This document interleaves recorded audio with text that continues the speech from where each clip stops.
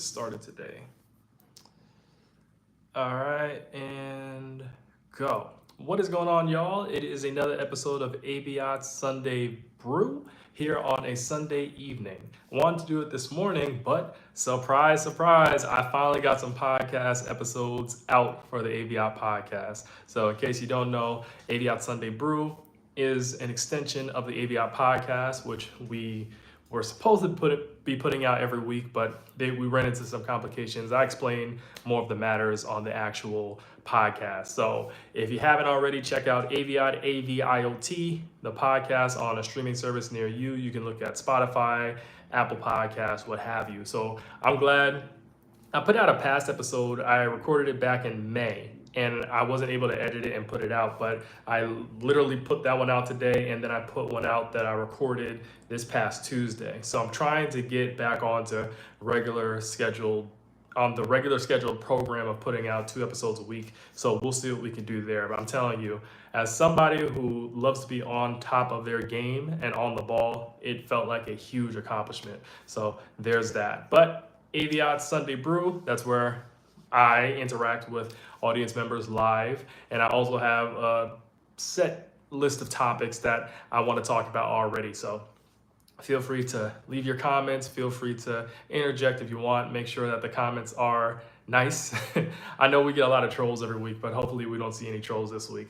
What I wanted to start with was talking about just this topic that came to mind. My wife and I, we finished watching this South African movie called Meet the Khumalos. Pretty cool movie. It's not the greatest, but it's enjoyable. There are some plot holes, but it is definitely an enjoyable film. One of the characters in the movie, I felt like she was bleaching her skin because her skin looked a little lighter. And if you looked at her knuckles, if you looked at her hands, that's usually the telltale signs that someone's probably been bleaching their skin. And it really was concerning to me. And it made me think back to this post I saw on Threads. Threads is a platform. It's kind of like Twitter where you can share your thoughts, share pictures, share videos, what have you. And it made me think of this post that said, one thing about Black Americans is we do not bleach our skin. And I thought about it because skin bleaching is not necessarily something that I have been familiar with in Black communities. Now, colorism definitely is a thing. Hey, Chevy Speed. Hey, Joaquin. How you doing? Thank you for joining. Yeah, but skin bleaching is never something that I was familiar with in Black American culture. There is colorism that takes place, but I know skin bleaching definitely takes place in a lot of other cultures. So West Indian culture, different African cultures. Like, for example, I think of Lil' Kim. Lil' Kim, she is really big in hip hop, but she's West Indian. Her ancestry is West Indian, like straight up West Indian. And I know she's bleached her skin. She's got a lot of things done to her body. I can't really think of many examples where you have Black Americans bleaching their skin. So it was interesting to me. Let me look at the comment section. Isaiah Toys and Playtime, how you doing? Thank you for subbing to the channel. Thank you.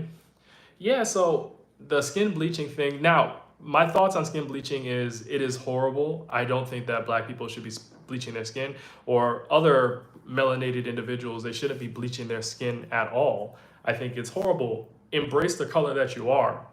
There is nothing negative about being darker skinned. I believe that we have a lot of media that pushes this imagery out there that lighter skin is better, or that it's better to be white or of a lighter hue. I don't think that is appropriate. Everyone has their own way that they were born. Everyone presents in a certain way, and being darker is no better than being lighter. So we need to do away with that. That is not appropriate at all. So aside from that aspect of the Meet the Khumalos movie, it was enjoyable. Like I said, it wasn't perfect by any means, but I just found that part about the character having lighter skin and me feeling like they were bleaching their skin very disheartening. Hey, how you doing, Kevels Edic? How you doing? Thank you for joining the stream. So speaking of film, television, I'll just keep it in that realm. I wanted to talk about the Colbert Show. So Stephen Colbert, he has a very popular show on CBS. And recently, Stephen Colbert's the late night show, whatever. Stephen Colbert's Late Show. It's been revealed that it's being canceled. And so there's this talk about, well, maybe it's not making enough money, but it's a very popular show. So there's another theory out there that it's coming after Stephen Colbert made some interesting comments about the parent company of his show, Paramount, who he felt bent the knee to this current presidential administration. So Paramount, they were sued by the current president and his administration over an interview that Kamala Harris had done in the past. And I think it was on the 60 Minutes episode. And so the Trump administration had argued that the interview that Kamala did on 60 Minutes was edited, and it actually hurt, or it was meant to hurt the Trump campaign. So basically Paramount ended up bending the knee and ended up settling with this current administration, and they paid the money. So Stephen Colbert had joked about it on Monday, saying, his spiel. And then on Wednesday, it comes out that his show's being canceled. And then on Thursday, I believe he broke the news that his show is being canceled. So there's a conspiracy that because Colbert called out the parent company of CBS, Paramount, for bending a knee to this current presidential administration, that pretty much they're retaliating by canceling his show. So let me see right here. Okay. How you doing, Crypt Grief? Thank you for joining the live stream. I said at the beginning we were going to have trolls, and what do you know? We have trolls in the comment section. It never fails. Whatever. But yeah, so I think it's very interesting that Stephen Colbert, he pretty much makes a joke about Paramount bending a knee to the current presidential administration, and now all of a sudden his show is being canceled. I think that is an infringement on people's freedom of speech. He should be able to say what he wants to poke fun. He is a comedian after all. Obviously, freedom of speech means that you have consequences that come with speech that people don't like, right? But in his case, I thought that what he was saying was pretty appropriate. How are you going to bend the knee to this current presidential administration? They won, and now you're paying them money. People will say there's many things that this current presidential administration is doing in order to rob the country blind. Well, not even blind, just rob the country in general. And now you're paying them even more money. Leeds MD, how you doing? Dominique, yeah, I'm not cutting my hair. But so I think that comedians, people on talk show, they should be able to speak their mind. They should be able to, thank you, Bowser, appreciate you, thank you. They should be able to speak their mind. They should be able to say things that are comedic, obviously nothing that's harmful. I'm doing fine, Leeds, I'm doing fine, thank you. I'm talking about Stephen Colbert, his late show being canceled currently. Yeah, but people should be able to speak their minds. Comedians should be able to have a voice. And I think unless it's harmful, they shouldn't be reprimanded for it. I think it is kind of comical that Paramount is bending the knee to this current presidential administration. Why? You know what I mean? Shake them dreads, really? My goodness. I think that's a song, Shake Them Dreads, Shake Them Dreads. I forgot what song that is. Johnny, if you know that song, please put it in the chat. But yeah, so it's very unfortunate, especially since the Stephen Colbert, The Late Show, is so highly rated that it's being canceled. But what can you do? Speaking of shows, we had quite the show this weekend. For those of you who follow the WNBA, for those of you who follow women's basketball. Okay, Johnny, yeah, find that song. Hey, Athena the better. Hi, how you doing? Thank you for joining the stream. But yeah, the WNBA, they had their All-Star Weekend recently. And the highlight of WNBA All-Star Weekend for me were the Stud Buds. I don't know if you're familiar with that. So the Stud Buds, that was a name that was coined by two players in the WNBA, Courtney Williams and, I'll get to you in a minute, Leeds, Courtney Williams and Atisha Heidemann. And so they have this live stream that they do called the Stud Buds. So they do it from time to time on Twitch, and they decided to do a 72-hour live stream of everything, all the activities that they were getting into during this past weekend's WNBA All-Star Weekend.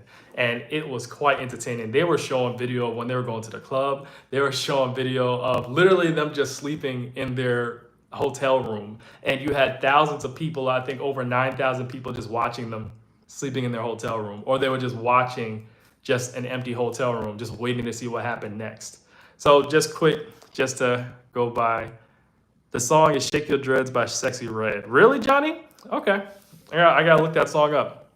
So Leeds MD, who was my favorite artist? Now, when you say artist, what do you mean? Do you mean rap artist, singer, artist like someone who paints or works with their hands? Leeds, I need more.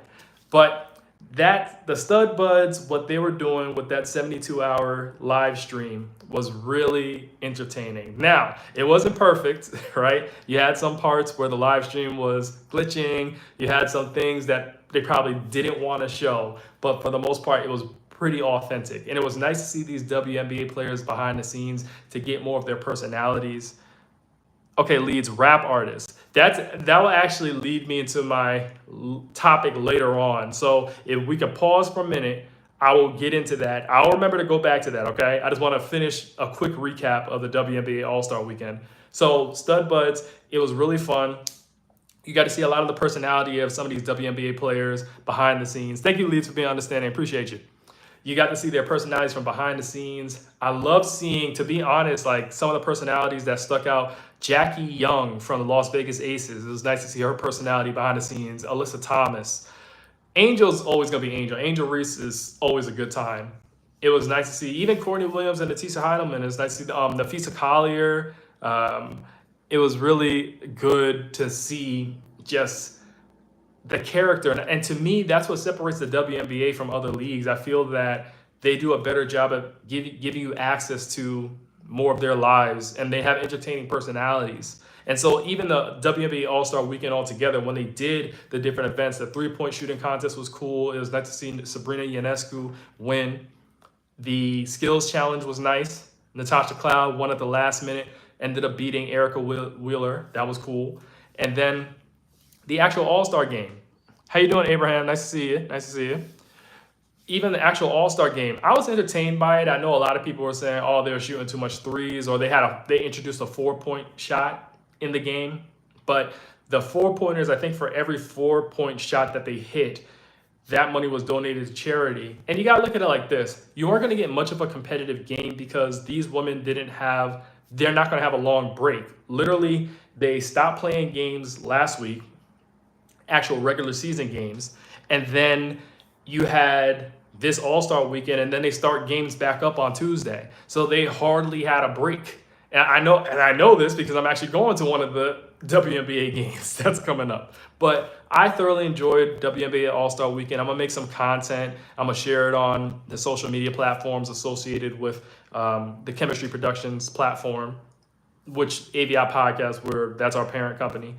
But I'm going to definitely share it, just talking about some of the highlights of All-Star Weekend, things that I liked. So I'll just give you a brief thing there. Going back to Leeds' comment about favorite rap artists. So favorite rap artist, there is my favorite rap artist of all time. Then there's my current favorite rap artist and rap artist that I'm listening to. So my favorite rap artist of all time is always going to be Tupac. I felt that Tupac was a good blend of ratchet and righteous because he had songs that were just like knock you in the head type songs. And then he also had the songs that were very introspective, made you think, right?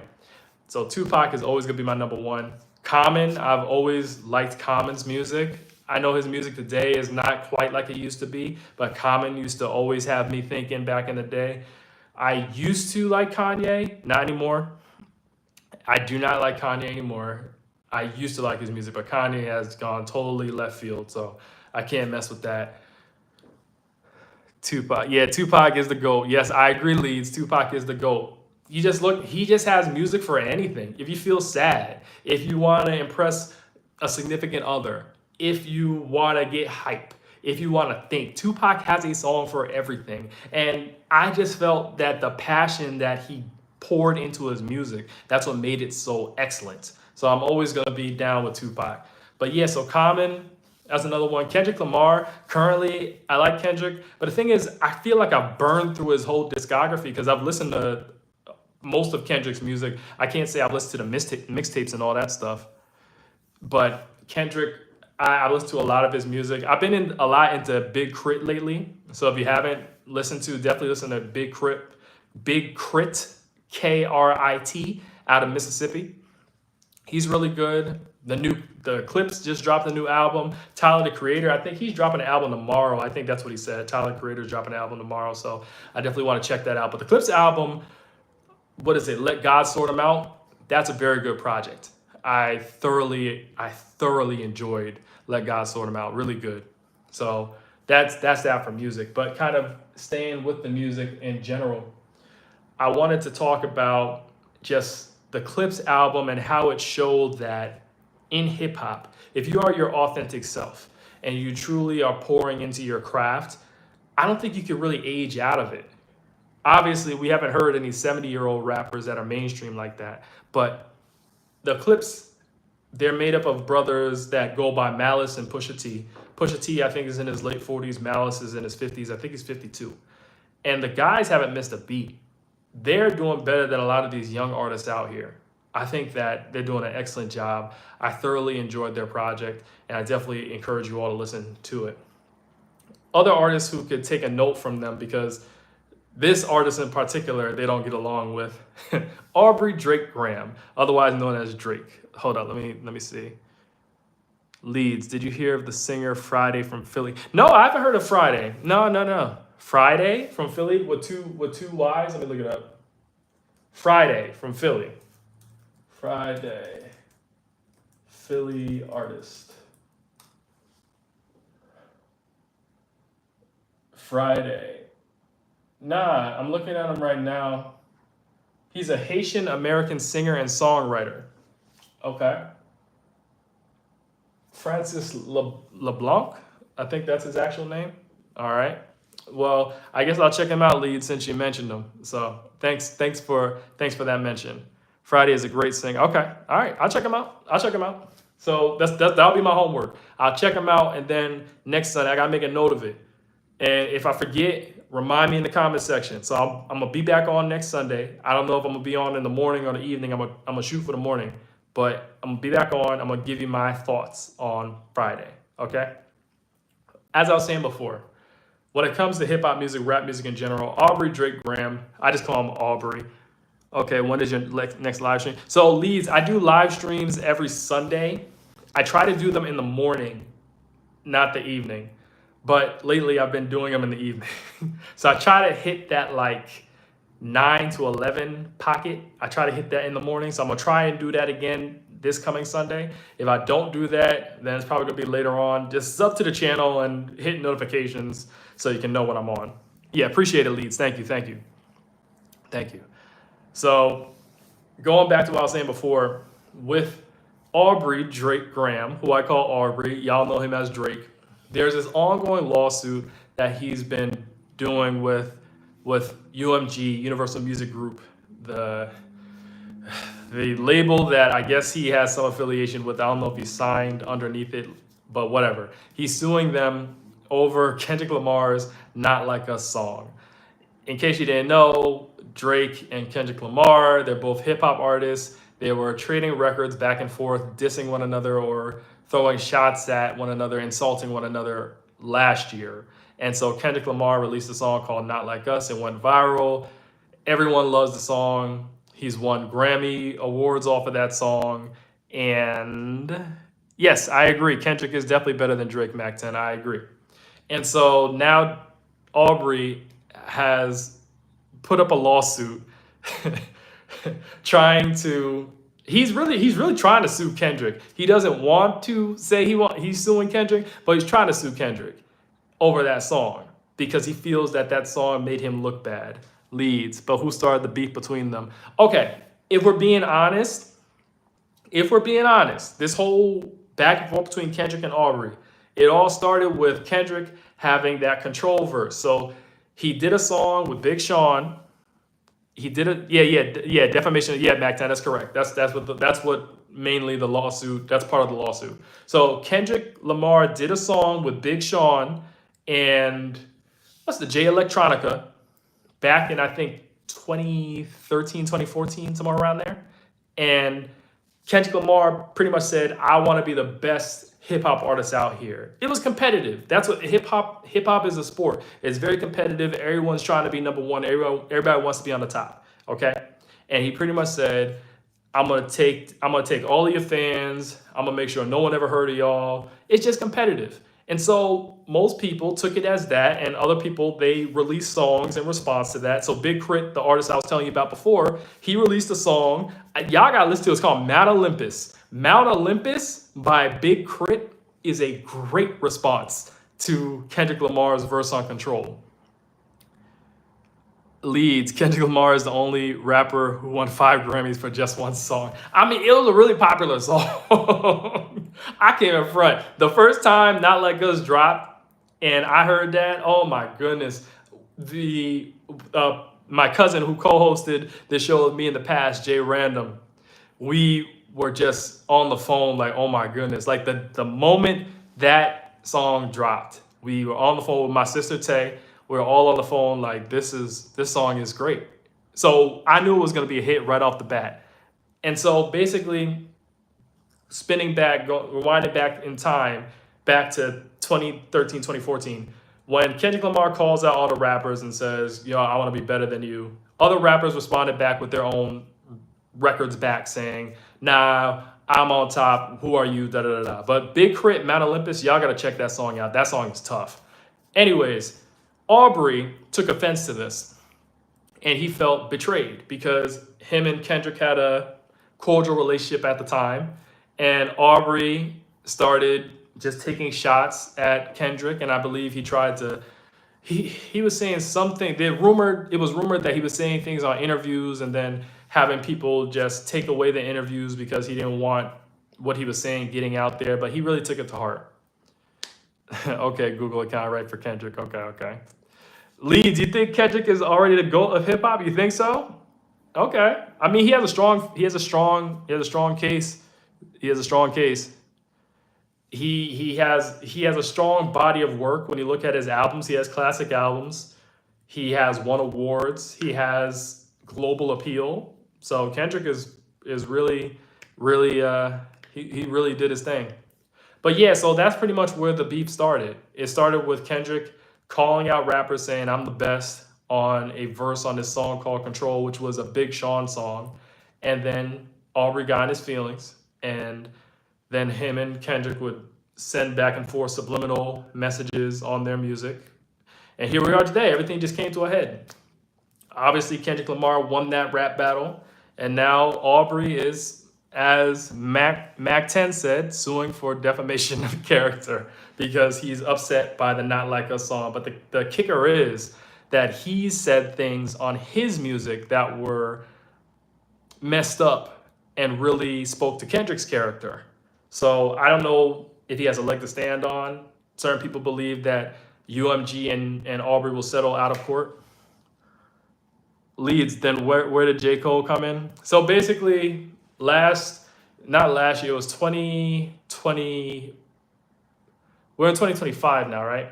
2023, Aubrey and J. Cole come out with a song, and J. Cole made reference to Kendrick on the song. 2024, Kendrick is featured on a song by Future and Metro Boomin. And then on that song, he says, F the big three, it's just big me. Because J. Cole had said on the song with Aubrey back from 2013 that there's a big three, him, Aubrey, and Kendrick. And Kendrick took exception to that. And so basically when he dissed both J. Cole and Aubrey in that song Like That, which is a Future and Metro Boomin song, I guess J. Cole was pressured into making a response diss record. So J. Cole made a response record and tried to diss Kendrick on that, but the record didn't do too hot. So he ends up having this festival and apologizes to Kendrick at the festival and bows out. So it is what it is. Yeah, J. Cole, sticky fingers turn to Twitter fingers. You're funny. Google account. Yeah, so basically J. Cole, I don't know why he entered into this battle in the first place if he wasn't going to try and rap with anybody. But I definitely encourage y'all to also check out Joey Badass. Joey Badass he did a good job of calling out Kendrick at the beginning of this year, and he made some good records. He had some back and forth with some West Coast artists, but that's pretty much that. I believe that hip hop is in a pretty good place in terms of the substance that we're getting on a mainstream level. Back, I would say over the past few years, you really had to look underground or search around or listen to old music to hear some good quality hip hop. But I believe that good quality hip hop is finally starting to make more of a resurgence on the mainstream level. So I'm happy where that is. So that's pretty much the stream, y'all. I didn't really have much to talk about today. Just kept it short, sweet, and to the point. I thank y'all for putting y'all opinions in the chat.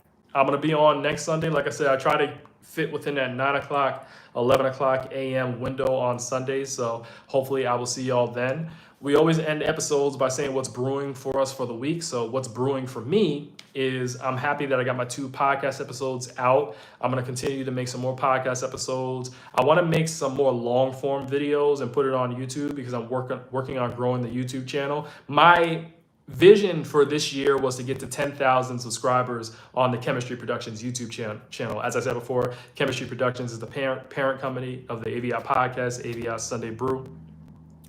All right, thanks, Leeds. Appreciate you. But yeah, I want to get to 10,000 subscribers this year. That was my goal. I think that it's still doable. I really got to get some viral videos out, and I know virality that it's by chance, right? There's nothing that's determining. There's nothing that says you're going to go viral tomorrow. You should start showcasing regional talent. What do you mean by that, Google account? What do you mean by showcasing regional talent? What do you mean by that? Can you explain further? But yeah, so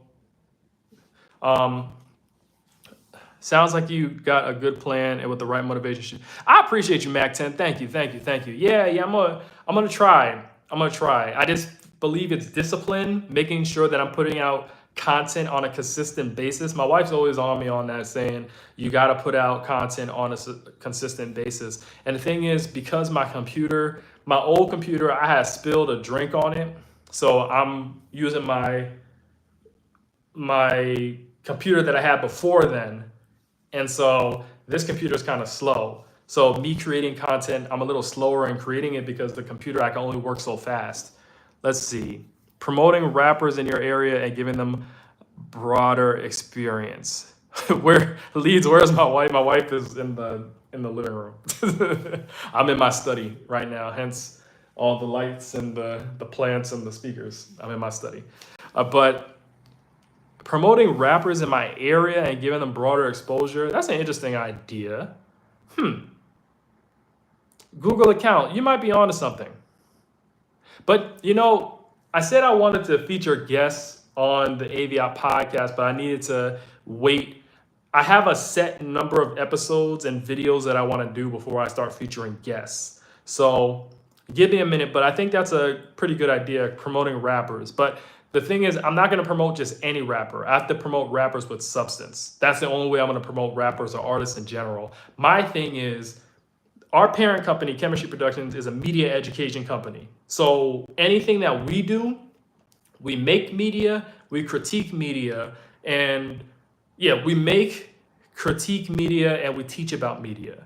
So that's what we do. Okay. Mac 10. One thing that I realize is some things that you post blow up and some things you don't. So as long as you just stick with it and be patient, it will all work out. Yeah, you're right, Mac 10. I appreciate that. Yeah, you're absolutely correct. It's all about consistency is key and sticking with it. A lot of times people, they want to get rich quick scheme. And obviously, I'm gonna be honest with you, making money is part of the motive.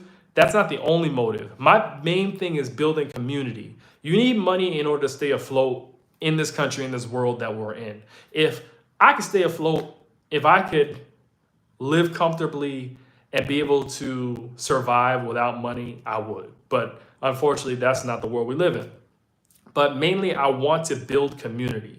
I feel that building community, you at least have a set of people that you don't have to agree on everything, but you have a common goal in mind. You all serve a common purpose, and you can grow together, you can learn from each other, you can create together. That's my main focus, okay? But the staying consistent part, that's definitely something I'm working on. I'm gonna try and put out some videos tonight, and that's that. But I appreciate y'all being on the screen. Oh, Leeds, what's my goal in life? My goal. It's gonna sound a little cheesy, but it's the truth. My goal is to truly to help marginalized groups. So that's Black people, people who are disabled, people who come from underprivileged backgrounds, help them financially, help them mentally, help them to grow and survive. And then my other goal is to, how do I put this? To tell my story in a way that years from now, after I'm long gone, after we're all long gone in the stream, people can look back and say, this was the life of this creator. This is what he did. And it has value. So those are my two main goals, I would say. To leave a positive impact and tell my story, and to also help out marginalized groups while I'm here. I just don't like to see people suffer. I don't like to see people hurt or in pain. So whatever I can do to help people out, that's what I do. Like I've tried to help out people. Like I'm not vocal about it, but I've tried to help out people in different ways. And I hope that with this platform, I can continue to do that. Whether it be inspiring people. I know I've made TikTok videos in the past, and people who want to take their life have reached out and said, you know, thank you, I needed this. So that's what I'm here for. That's what I want to do. And I don't mean to sound sappy, but it's the truth. I just don't like to see people in pain. It's just, and you know, I could get into a whole story about that, but I just don't like it. But anyways, thanks y'all for being on the stream. Hope to see y'all next week. And with that, signing off. All right, peace y'all.